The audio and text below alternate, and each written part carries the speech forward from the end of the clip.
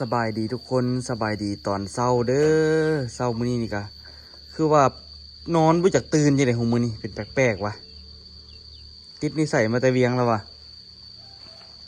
มื้อนี้นะทุกคนเนาะเฮาสิมาเฮ็ดแนวอยู่แนวกินตอนเช้าก่อนสิลงเฮ็ดเวียกเนาะอันนี้อูว่าสิมาเฮ็ดปิ้งซีนกับตำแจ่วมะเขือว่าซั่นเด้พี่ซิโน่เห็นมีตัวนี้เข้าก็ใส่ได้ใส่ว่าเนาะออกมันเขาสบายดีเด้อโอ้โหฉันอยากกินแล้วเป็นอันนี้ล่ะบ่แนวกินด้วยแนวมันแซ่บง้อหลังบ้านมันก็มากินหลายว่ะจะพักมาอ้วบหลายให้หลายว่าดอกบวบก็สิมีหลายได้หั่นแหละแนวปลูกเนาะไงไก่เริ่มบ่แอวแอบมานี่แล้วเด้พี่อยากเคยโอนอยู่ส่วนก็กินอันนี้นี่ล่ะบ่คิดหยังบ่ออกก็เฮ็ดให้มันมีแกงกับปิ้งซีนก็ได้สิเป็นหยังตำหุ่งบ่ตำหุ่งก็เฮ็ดแจ่วก็ได้กินอันนี้ล่ะบ่อิ่มดี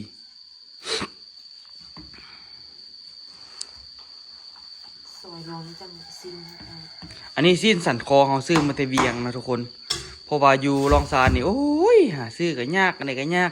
ได้ซีนขี้ลายอีกราคาแพงอีกคนไหมก็เลยว่าโอ้ยยาแหละบอกโอ้ซื้อมาแต่เวียงเลยซื้อมาแต่เวียงนี่ก็บ่ได้กินซีนดีสำหรับปิ้งบ่เดียวก็สุกได้นี่แต่ว่าเขาสิลงไปเฮ็ดเวียกแต่เช้านี่เบิ่งคันตื่นคันลุกแต่เช้าไปก็ต้องได้ท่าเขาเจ้าอยู่ดีเพราะว่ามันเอาขึ้นมันต้องเอาขึ้นหลายๆคนหอมปีตอนเช้าจักโมงแล้วตอนนี้ตอนจักโมงละตอนเช้าอ่ะปิ้งหลายๆเลยเหลือก็ไว้กินตอนสวยต่อเอาแล้วแหละช่วงนี้นี่ก็เล็งเฮ็ดห้านโอ้ยห้านนี่ก็จิ๊บไปหลายแล้วห้านนี่ก็จิ๊บไปหลายละโอ้แต่ก็เริ่มอยู่โตละเดี๋ยวนี้อันไหนก็ซื้อมาละคิดว่าโมงนี้อันไหนหนักแล้ววันนี้มีแต่ได้ซื้อบล็อกแล้วก็ซื้อปูนเนาะซื้อปูนนี่น่าจะได้ใส่อีกจักต้น2ต้นอยู่เพราะว่ามันได้ใส่หลายช่วงโบกมันแล้วก็ช่วงเทพื้นหลายอยู่ติเพราะว่ามันต้องในโบกมันได้กันโบกนะทั้งโบกทั้งเทอันที่จะได้ใส่กระเทียมลูกกระเทียมไม่ได้หงสาเลยนะหอมเนี่ยกระเทียมนี่อันกระวูแปลนแล้วมันโดนละต้องบขี่ย่านจังหน่อยได้ไกลนี่ก็ได้ได้กินนิดนึงแล้วว่าดีเล่นเอา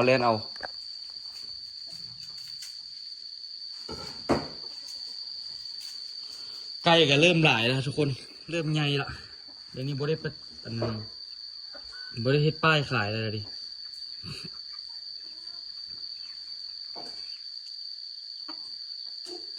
จริงไก่สันมีเริ่มใหญ่พอขายได้นี่แต่กะ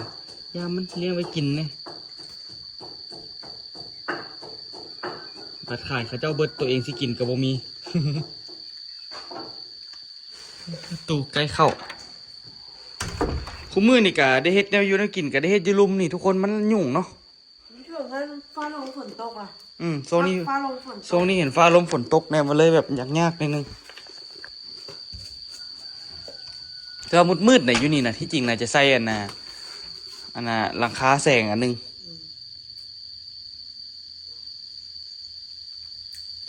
อันนี้เฮ็ดอันนั้นเด้อทุกคนเด้อมักซีนเด้อมักซีนกินตอนเช้านี่แหละกินขี้มือโอคัมนี่แหละทุกคนอันนี้กินขี้มือของแท้เนาะก็ที่เป็นอย่างว่ากะลางทีอะน้องมือแล้วกันต้องมีน้ำตาลตัดนิดนึงเนาะทำไม่ได้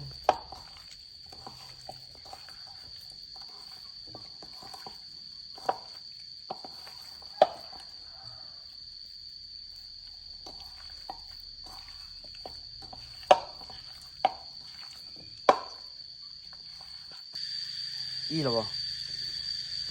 บาดอะไรนะทางเงินข่อยเลยเป็นจี้ใส่ไฟเลยตั้งไฟลูกๆหน่อยนั่นเป็นเดี๋ยวนี้แหละจี้ใส่ไฟแต่ว่าต้องจิ้มมานี่พร้อม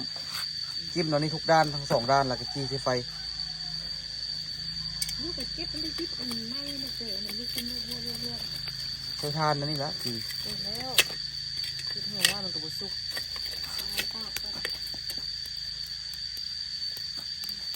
ตำแก้วมะเขือปิ้งจีนโอ้ยแซ่บสุดกินอิ่มดีอีกอิ่มให้อิ่มว่าคณิตเมนูนี่เท่าใดกินข้าวหลายอ้วนพร้อม เรื่องเงาะไอเกียวเราติ่มไล่ ช่วงนี้ทุกคนเนาะเบิ่งหมักลิ้นจีเริ่มออกหมักม่วงก็เริ่มสุกก็ทุกคนหมักเงาะเนาะหมักม่วงนี่ก็สุกก็ได้นี่ทุกคนมันฟ้าลมแล้วก็แต่ว่ามันสุกบ่เบิดเท่ากันสุกหมดนี่พอดีที่เก็บแล้วนี่เห็นว่าเป็นหมักม่วงปลาเด้อทุกคนเด้อนี่เด้อหมักม่วงปลามีตะกี้พุ่นน่ะขณะมันออกมานี่ปฏิโทได้กลิ่นพิลึกแล้วแหละนี่นะหมักปลาบรรยากาศอยู่หลังบ้านทุกคนเอาไม้อะไรกับบุ้งสิหักตั้งเลยฮะใส่ไปเบิ่งดูอูว่าผักบักไก่ลายแบบสันเดีช่วงนี้เนาะตูบเฮากะดุนๆได้มาช่วงนี้คือสิได้เอาอันตุกน้ำติ๊กน้ำเย็นลงมาคืนมีหัวตู้เย็นกะว่าเสียดครัวอยู่นี่เนาะเอาไปเอามาพักกันเฮ็ดทานอีกโอ้ยตะกี้ก็ได้อยู่นี่ตลอดแหล้วขันบริเฮ็ดทานอันนี้เฮ็ดทานแล้วก็มุกมุ่นแต่นะเฮ็ดทานตูบก็เลยบ่ได้เหลียวแลมันเสียดายอยู่อุตส่าห์เฮ็ดนี่บอกคักๆเนาะสุดท้ายจะไปอยู่คุณสิไปหาวันแล้วสิได้ไปหาซื้อไม้37นี่มาเพิ่มเลยนี่มันคักละเฮ็ดบอกคักๆอันนี้ก็ลงทุนไปเบิดบอกไกลายเงินก็ได้มึงดูส่วนนี้เป็นยังไงซองนี่คือว่าอูว่าพักบอกไกลายแฮะกะสิหลายได้หันแหละแนวอันนั้นน่ะแต่ว่าเนาะทั้งน้ำนี่กับบริแปลงจักเทื่อมีเวลาเลยทุกคนแรงมากับเมื่อยละเดี๋ยวมื้อนี้สิตั้งใจก่อนเมื่อยจังได๋ก็สิอดมาเฮ็ดให้มันแล้วคันเป็ดตัวกับบริไปเมียนจักเทื่อต้นมันนี่เป็นยังไงล่ะ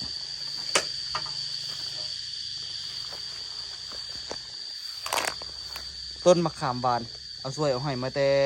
หงสาเด้อทุกคนอันนี้กำลังปงเลยเดี๋ยวไปเอาฟุ้นมาแล้วมาใส่เพิ่มอีกใบมันเริ่มเขียวแก่พดละมันบ่มียอดอ่อนปงเลยปงกับยีรุมพุ่นเนาะส่วนอันนี้เราเป็นบอนทุกคนแต่ก็มันคือใหญ่ไวพิลึกใช่ปะอันนี้เป็นบอนหวานเลยทุกคนเขาเอามาปลูกตัวกับอูพากันเอามาปลูกเอามาแต่ส่วน อันนี้มันเป็นบอนหวาน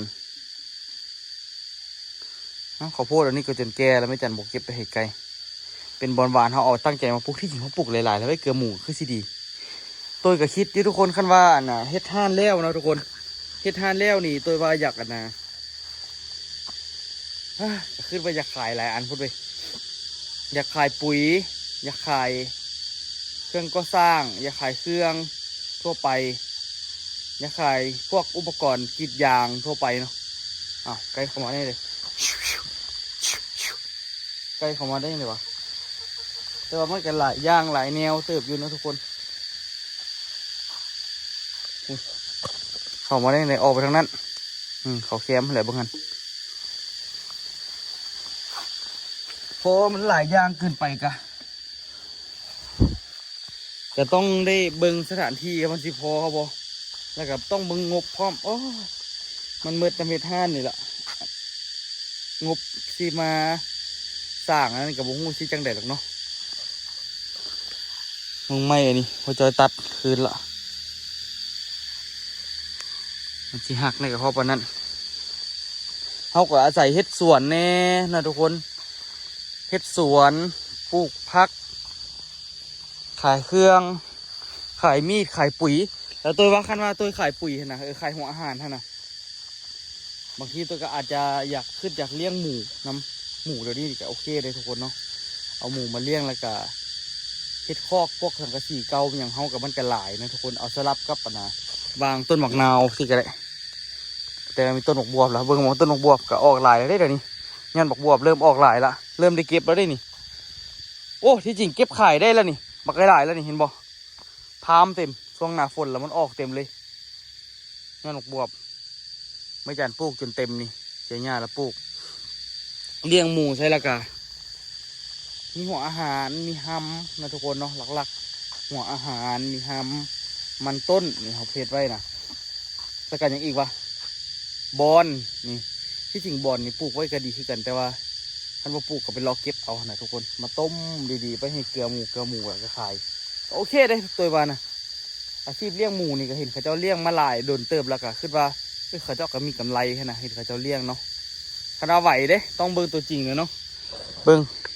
น้องปลาเขาเงินบวบๆวันนี้สู่ชีวิตขนาดนี้นี่มันใหญ่มาโดนเติบแล้วเขาบริใส่ใจถิ่มมันไว้เลยแล้วช่วงหน้าฝนแล้วมันมาได้ช่วงหน้าฝนแล้วมันออกปลาดุกกับหูเลยว่าได้กินบ่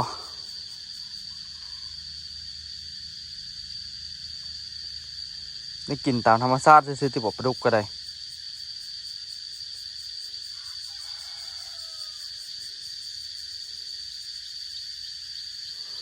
ดอกนี่ก็งามเขาเจ้าว่าเก็บกินได้ก็ดอกอันนี้แต่ตัวก็ยังไม่เคยกินจากเทื่อโอ้แท้กับปลาเข่งนี่ไม่เคยเห็นมันเลยมึงต้นมะพร้าว ต้นมะพร้าวก็เริ่มออกแล้วเดี๋ยวนี้นี่ก็ได้โอ้เหมี่ยงอยู่แล้วว่าไก่เข้ามานี่เอาแถวว่าเบิ่งยอดดอกบวบเต็มเลยซ้ำสิเก็บขายแบบนี้นะพุ่นนะพามเต็มปีนี้แหละที่เป็นเศรษฐียอดดอกบวบ เอาไปเอามาเต่าพัดไม่ได้มาอยู่นี่ข่อยว่าย่างเงินครัวมาไว้นี่บอกเฮ็ดนี่แล้วเฮ็ดหลังคาแล้ว มะเขือสวนเลยนี่ ยุ่งยากขนาดแต่ละอันก็ได้ อย่างอีนี่นี่เป็นห้าแล้วที่ง่ายเคยพอเป็นห้านี่นี่ กับบ่ง่ายเฮ็ดกินอยู่พี่เอา เขาโบได้เขาตื่นนอนมาเขาขายเครื่องขายของนี่ ใครๆของข่อยก็มีคนเฝ้าอยู่พุ่นเอามีดก็ได้นะโอ้จักหลายเติบเนาะ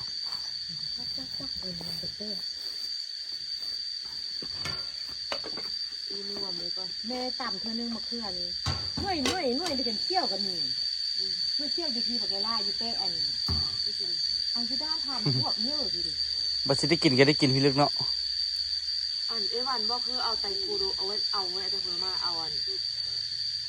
ฮอร์โมนไข่ ฮอร์โมนไข่ผสมแล้วมันซี่เป็นมักนาวกับอัน ใช้มะนาวมันซี่จากอันซี่จากเบอร์เท่าๆแบบบ่หมายนะ ธรรมดามันอาการขาดน้ำแล้วนะปกติแต่ฝนก็ตกตลอดเนาะ ฝุ่นตกแม่ละคาด ใส่ปุ๋ย คาดฝุ่น อืม เอาปุ๋ยแล้วให้มาเซอร์อันได้ฝุ่นมาได้ปุ๋ยมาแม่อยากจ้างเพื่ออีดาวเซอร์เลยอัน ช่วงแดดออกดีๆไปเอา แม่ เพราะว่า ก็ช่วยรวมกันว่าพาเด็กๆนะเขาไปเนอะแล้วบุเด็กจักมือ โอ้ เอาโตให้เอาเฮือพอจ้อยแล้วแม่ให้ยางไปถ่ายเครื่องเฮือนเมียนโป๊ะให้เฮ้ยฮ่าโบจับยู่เลยประตู แม่ อืม ต้นเป็นอันนั้น ยืนในตู้อ่ะ นี่แล้วก็ลมกันบอกว่าจะอยากนอนเบิกมออีลาทุกวัน ยังจะสู้กันกันไหม จีมเกลือก่อนเองเบิด ถ้าขายให้หลายบาทก็พูดกองมาจนติ่มแล้วส่วน ถ้าขันว่าด้านเมื่อแรงอันเบิ้งมันยาวคายที่นะมันมีมองออกเลยตัดนี่ละเอาไปตลาด มา ไปขายวะ เป็นบ้าน5,000นะหรอเป็นบ้าน5,000ยิงโย่ไปวางไว้ค่ายเลยกับผม ขายไว้ได้ค่าย ไปวางขาย ไปเธอเผาไปตลาดคือแม่ไปทุกเทือตะกี้ โอ้ยมอนก็เฮงอยากได้อยู่ เขาให้มัดน้อยลงกว่าในหนึ่งบ่ มัดสั้น10,000ของเข้า5,000 แล้วก็เข้าไป โตะหน้าคือมีเป็นแดงเต็มหมดโตะเป็นหยัง จักตื่นมาทานยามนำอันนี้เข้าห้อมเมื่อวานนี้ได้ อืม อีตุ๊กก็ทำลูกหูบ่อีตุ๊ก บัดนี้มัวใหญ่บ่ เอาลูกป่านผู้ว่า มัวใหญ่มันหู้ไปบัดนี้นี่นะ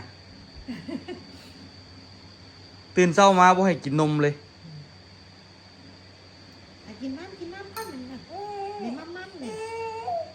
มัน อยากหลับว่ะ ผู้นางทำเฮาเอาบ่วงตัวนึงมันบ่วงน้ำว่าไปซื้อบ่วงมาเฮือก่อน อยากหลับเพี้ยน มาเมจิ ตายเป็นอันนั้นคนอันนี้ ที่บ้านนี่เมจิกินก่อนตื่นแล้วนะตื่นสั่วตื่นแล้วนะ เอ้ยตื่นเศร้าเอ้ย ตื่นเศร้าหน่อย ตื่นเศร้าทุกมื้อตั้งแต่มือเขาไปขึ้นเฮือนใหม่นะ มันก็ตื่นเต้อไปได้บุไปไม่ตู้อันนั้นไป เจ๊กินข้าวอ่ะ ให้กินข้าวแม่ใจ โอ้ย ถ้วยตัวนี้น้อย มา แล้ เนาะ วก็กำน้ำนี่แล้วกำถ้วยตัวนั้นท่านละเลาะเหมือนละมือหวานแล้วกินข้าวบอกไล่ สุกละเด้อมะเขือเฮาก็ได้เนาะที่มาตำแจวกินตอนเช้านี่นะทุกคนเฮ็ดพี่เล็งมือไวๆเดี๋ยวเฮาเฮ็ดอันนี้แล้วเอาซีนข้างไว้เนาะเพราะว่าน่ะเฮ็ดกินไวๆแล้วก็ตัวสิได้ลงไปเฮ็ดเวียกทุกคนตอนเช้าๆนี่เนาะก่อนเมื่อนี่ก็มาเฮ็ดกินก่อนมาซั่นซะแต่ว่ามีคลิปลงนะแต่ว่ามีคลิปลงนะบรรยากาศตอนเช้าอากาศกำลังดีเลยทุกคนเนาะมื้อนี้นี่ก็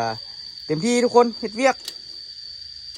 แต่ว่าตอนนี้นี่ก็ยังบ่ทันฮอด8 โมงเท่าประมาณ7 โมง7 โมงปลายเนาะอ้ายน่ะไอ้อ้นก็น่าจะประมาณ8 โมงคันว่าเวียกนี้มันต้องได้ใช้หลายคนน่ะทุกคนมีแต่ตัวกระพอกเฮ็ดบ่ได้เพราะว่ามันต้องได้ยอไม้ขึ้นสูงเนาะ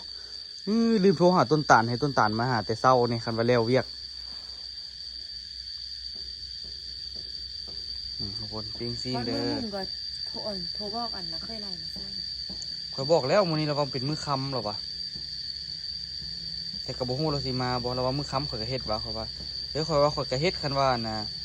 ข่อยก็ว่าคัน2 ปีทันมาก็มาคันบ่มาก็บ่เป็นหยังข่อยก็เฮ็ดมันก็กระแจกท่าข่อยว่าเดี๋ยวมื้อวางแล้วจึงมาข่อยก็ว่าสิหอมขนาด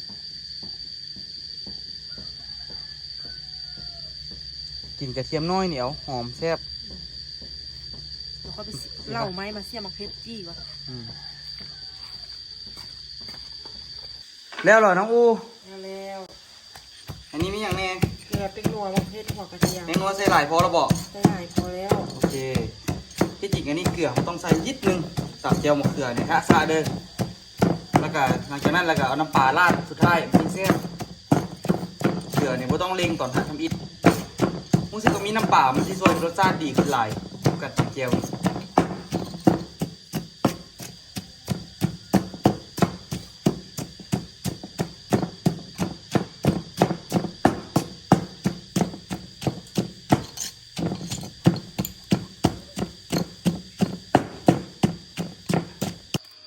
ตอนนี้นี่ก็มาปอกมะเขือแล้วทุกคนเนาะเร่งมือเร่งกิน สุดท้ายซีนไหม พันละบ่พอไปจันไปฟ้าบุ้งเนาะ เดี๋ยวค่อยไปเฝ้าเอง ยามก่อน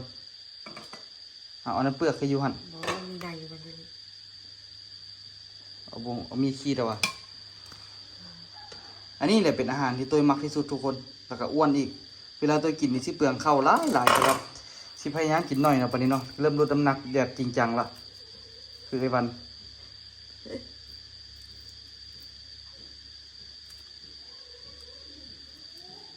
แต่คันอดได้กับจอยอีดีเลย ค่อยนี่อดแป๊บเดียวค่อยจ้อยเลยค่ะ เท่ากับโบเดตุ้ยเป็นไงวะนี่เจ้าเผ็ดออซินแห้งเดี๋ยวมันสวยนะ แล้วก็พักกับสิยากอย่างเมนู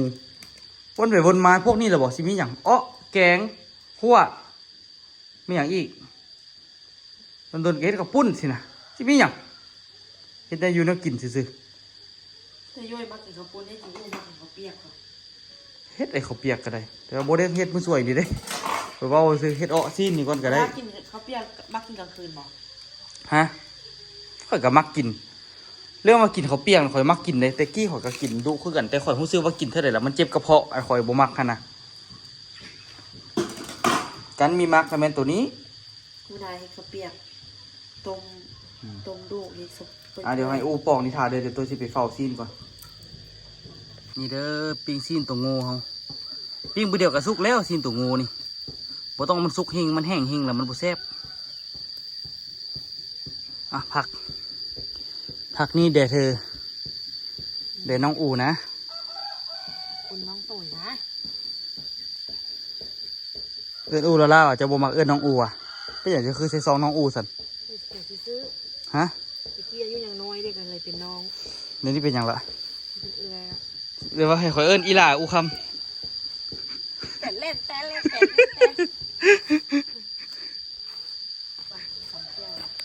เดี๋ยวซ้ำซานั้นตัวชิมาเก็บผักทานเนาะทุกคนผักนั่นนี่เป็นอันนี้ล่าเลยทุกคนเขาเก็บแต่ยอดมันนี่หอมก็ตอนรู้สึกว่าตูมันแก่นี่นะมันหอมกว่าตูมันอันนั้นอีกมันหอมกว่าตูมันน่ะนะมันกำลังขึ้นใหม่ๆอีกรู้สึกว่าเลยกินมันสินักแน่นกว่าแต่ว่ามันเขาเก็บแต่ปลายเก็บแต่ยอดมันเด้อทุกคนเขาเก็บเอาหมดบ่ได้เนาะอันนี้กระบอกมาเก็บเท่าเดียวดิเนี่ยมาเก็บหลายหอบแล้วนี่ห้อยบิดบอกหลายเท่าละเป็นไปได้ตัวก็อยากไปเอาฝุ่นมาใส่หมักนาวนะทุกคนเนาะหมักนาวขาดฝุ่นเดี๋ยวนี้นี่อยากเอาฝุ่นอยากเอามีอย่างมาเอาปุ๋ยมาใส่ที่เสียสละจากมือเนาะใบมาเฮ็ดอันนี้ช่วยไม่จันมือหนึ่งก็ได้บางทีเฮ็ดห่านไปแล้วก็มื้อนี้อันน่ะพอโซเทถาเดอร์ตัวซีใส่ฝุ่นซอยไม่จันก้อนอย่างวันนี้ใส่ปุ๋ยใส่ต้นหมักนาวเนาะตัวก็ซีเสียสละมาเฮ็ดแท่งน้ำเนี่ย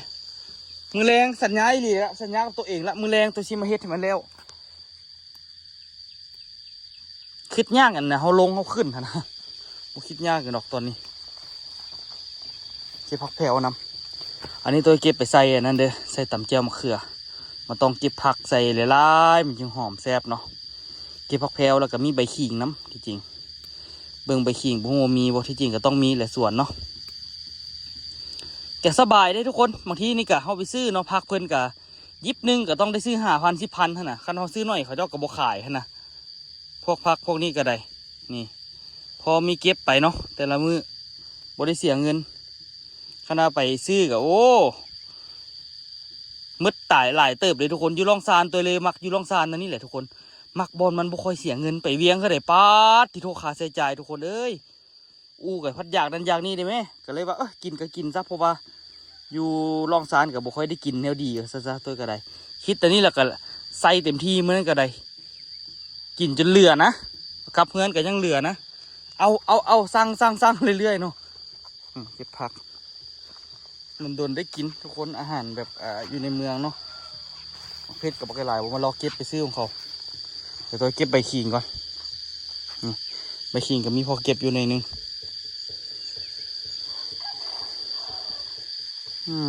มีกับบะไหลไว้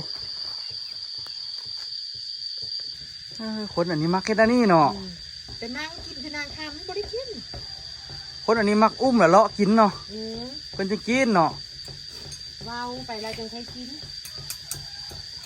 หรือว่านี้ซ่องบ่วงล้นๆนี่เลยแม่นเอาไปลิ้นมาแล้วนี่แรงก็มากินบ่เจียผัดบ่ไหวเนาะไม่เห็นก็ได้อยากเจียนให้มันนั่งด้วยตัวเองเจียอะไรมันบ่นั่งมันขี้คร้านเลยเอานั่งอันเดี๋ยวเบิ่งเอานั่งอันนี้เหยียดกินลิงอยู่มันขี้คร้านเลยค่ะมันน่ะนะเนี่ยดิ้นละมันเนาะบ่หยอกมันละหยอกแล้วมันบ่กินรอดบุญเขาดิรอดบุญเขาดิไปแล้วนะมันสิไปตัดหญ้านะก็จะเป็นข่อยพ่อข่อยแล้วก็ไอ้อ้นแล้วเอาขึ้นมันมีคนหนึ่งอยู่ลุมอยู่เทิงก็เห็ดไม้อันนี้ร้อยกับ2 คนก็ได้อยู่ธรรมดา3 คนยังดีตัวอย่างมันเผ็ดเดียวกะมาเผ็ดพิษเลยจำบอกไว้นั่นเนาะมันอันนั้นก็อันเจียวนี้บ่มักเผ็ดก็ถ้าเราบอกว่าเผ็ดเลยเผ็ดแน่นอนเบิ่งบ่เผ็ดหลายปานนั้นเป็นน้อยดูไล่อยู่ใส่แล้วว่าขึ้นใจเอาแถวว่าคือลืมไว้เจียวมันต้องมาเจียวนี้ใส่แต่ดำ2 หน่วย 3 หน่วยพอแล้ว4 หน่วย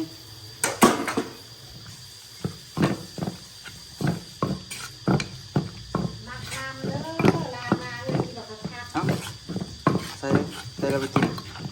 สดบอกพอสดมาละกินแล้วก็ไปเฮ็ดเวียกละ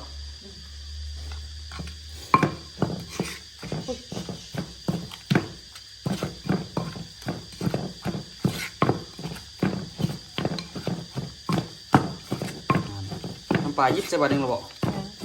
ยัดใส่บาทหนึ่งไหมเป็นกระยาวอุ้ยน้ำปลานี่อยากคักก่อนดิ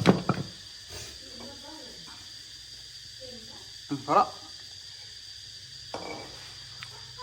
ชิมเลยแซ่บเลย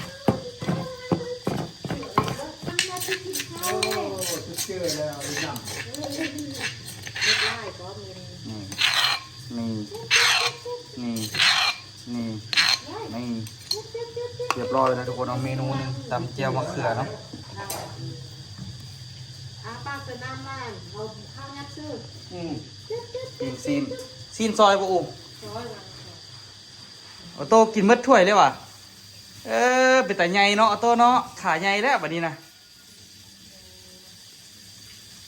ออโต้กินหลายแล้วนี่คือขนาดตอนน้อยมักไปบ้านนะถ้ามีผู้หนึงแล้วมาเฮ็ดผสมเทียบนะ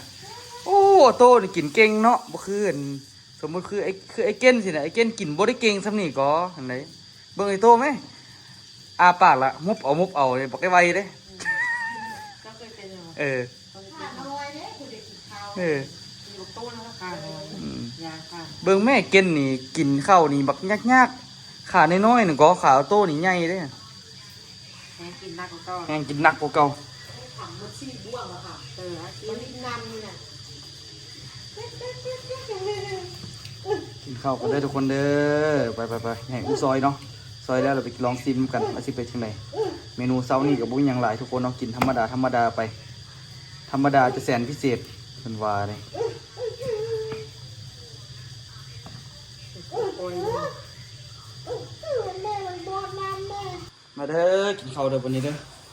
กินนะ กินละกินแล้วก็แยกง่ายแล้วได้ป่ะนี่แยกง่ายทั้งไปทั้งมันได้ทำไง ออโต้กินข้าวอิ่มแล้วเด้อโอ้ยเดือดกินข้าวหมด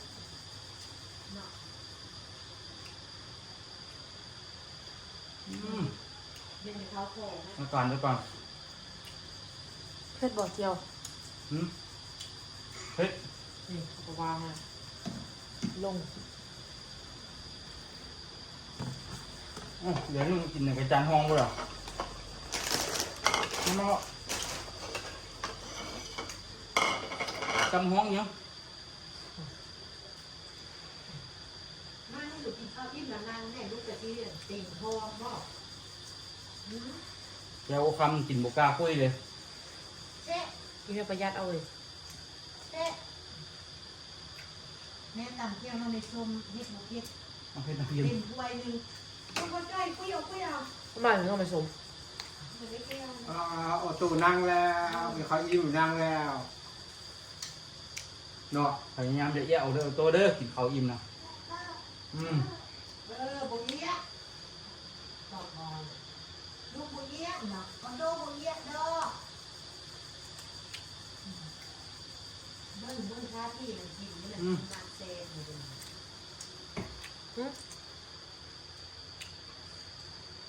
กินวิตามินให้ไทยกินข้าวแซ่บอ่ะ เพิ่มน้ำหนัก นักคือตัวใกล้นี้แล้วไปค่ายบอกเอาหัวหน้านักให้มันกินมันเก็บพริกเติมพริกแล้วไปค่ายนะพอว่าที่แบบนี่มาโอ้ยไป กินอันนี้ชิ้นแน่นดีทุกคนแน่นเตอร์เลยทุกคน เออ มันช่วงดิสนีย์เอนาโมเลย ช่วงดิสนีย์เอนาโม โอตูนุ่งกระโปรง เอามือแรกที่เธอ โดนลุงชงโอ้ยเอาโดนลุงชงพวกเราพวกเราพวกเราลุงชงมันเป็นโป้งเหรอโอ้โอ้โอ้โอ้โอ้ กับเจ้ามะเขือ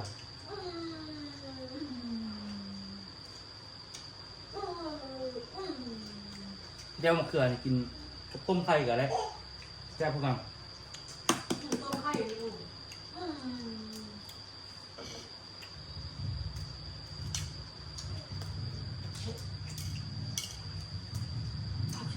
ถ้าพูดงอมกับทางบนหลังบ้านอะไรนี่แหละที่สวนนาว หลาย อันแค่วค่าซาป่าลูกเงินกับปุ้งเหรอ บ้งเลยนะยังคาซาปาไปนะบ้งน้อยเดียว แม่ห้าเด็ดดีกว่า จะเอามองอันดูทางพี่เราบ้งก็ได้ แม่ห้าเด็ดดีกว่าทางพี่แม่ลูกเด็ดแต่มือลูกไปเบี่ยงคุณ ไม่ช่วยให้ได้กิน อันลุงซี่ไม่เอาล่างนะ ต้มซีนเลยเนาะ ภาษาบอกแล้วอ้อซีน เอาซีนจะมาแข่งกันเนาะ อ้อ ต้ ซี อง น เก็บผักแล้วจะเนาะ ท่านเป็นไปได้ล่ะเก็บผักบุ้งหรือมาลวก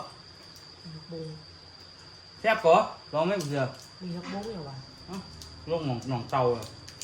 อีแม่ก็เอาอันพักนอกก็เต้ากันกินอยู่ว่ะป้าไปกินมือ เอาบล็อกอ่อน มันกินผักมันกินซี ดอก กิน ตก พัก เนาะ